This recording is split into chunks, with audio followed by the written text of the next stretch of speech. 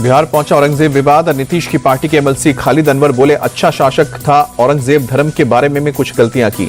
औरंगजेब पर जेडीयू नेता खालिद अनवर के बयान पर बीजेपी का पलटवार। विधायक हरिभूषण ठाकुर बोले, औरंगजेब की तारीफ करने वालों के लिए बिहार में जगह नहीं।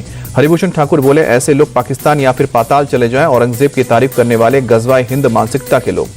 जेडीयू एमएलसी के बयान पर बीजेपी नेता और बिहार सरकार में मंत्री नीरज बबलू भी भड़के। कहा कि औरंगजेब की तारीफ करना देश के खिलाफ बोलने जैसा। अपने एमएलसी के बचाव में आई जेडीयू प्रवक्ता नीरज कुमार बोले, संविधान ने देश के हर नागरिक को बोलने की आजादी दी है। औरंगजेब की प्रशंसा करने पर अबू आजमी पर लटकी गिरफ्तारी की तलवार।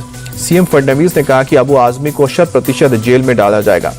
समाजवादी पार्टी के विधायक अबू आजमी की विधानसभा सदस्यता पर खतरा। औरंगजेब पर दिए बयान के बाद सदस्यता रद्द करने की उठी मांग। फिलहाल मौजूदा सत्र से किए गए हैं निलंबित।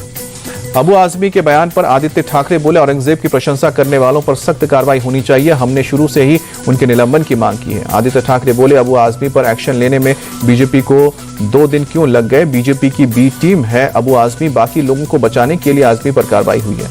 अबू आजमी के बयान पर शिवसेना उद्धव गुट के नेता अंबादास दानवे बोले, उन्हें जेल में डालना चाहिए। सुना है कि वो हमेशा बीजेपी की मदद करते हैं। आरएसएस नेता भैयाजी जोशी का बड़ा बयान। कहा कि मुंबई की एक नहीं कई भाषाएं, घाटकोपर की भाषा गुजराती, मुंबई आने वालों को मराठी सीखना जरूरी नहीं। भैयाजी जोशी के समर्थन में उतरे बीजेपी नेता राम कदम। कहा कि बयान को तोड़ मरोड़ कर पेश किया जा रहा है। महाराष्ट्र की मुख्य भाषा मराठी ही रहेगी। कांग्रेस नेता नाना पटोले का आरएसएस नेता भैयाजी जोशी के बयान पर पलटवार। का मुख्य मुद्दों से जनता का ध्यान भटका रही है बीजेपी। आरएसएस बेरोजगारी और किसानों को लेकर कुछ नहीं किया। बीजेपी नेता जयराम ठाकुर का सुक्खू सरकार पर बड़ा हमला। कहा कि मंदिर के चढ़ाए जाए चलना चाहिए, चढ़ावे से सरकार नहीं चल सकती है। सरकारी योजनाओं को लेकर दुर्भाग्यपूर्ण विधानसभा में करेंगे विरोध। आरजेडी नेता सुनील सिंह बिहार विधान परिषद में फिर से एमएलसी के तौर पर हुए शामिल। सीएम नीतीश कुमार की नकल करने पर किए गए थे निष्कासित। केंद्रीय मंत्री ललन सिंह का तेजस्वी यादव के बयान पर पलटवार। कहा कि मुख्यमंत्री बनने का सपना देखना कोई बुरी बात नहीं, लेकिन बिहार की जनता ने उनके माता पिता के 15 साल का कुशासन देखा है।